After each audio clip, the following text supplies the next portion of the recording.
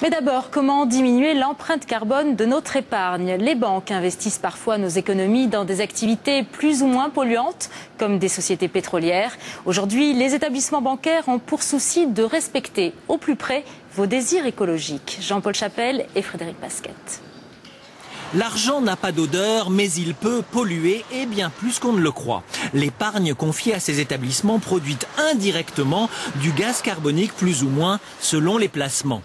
Industrie pétrolière bien sûr, mais aussi transport ou chimie, toutes les activités économiques traditionnelles. Ce chercheur a mis au point un logiciel sous forme de calculette qui mesure justement l'empreinte carbone de vos investissements. Ensuite, il faut rentrer un montant ici. Je ne savais pas que Crédit Mutuel était pollueur.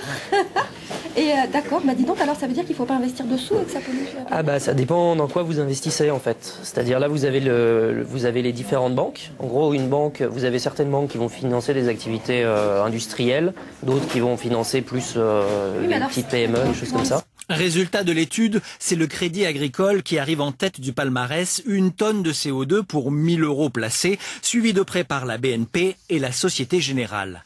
Les banques concernées contestent la méthode de calcul, mais certaines de leurs filiales proposent dès aujourd'hui des placements notés en fonction de la pollution. Ça fait 2 ans que nous avons lancé cela et à côté des critères financiers classiques, il y a un immense besoin de transparence aujourd'hui.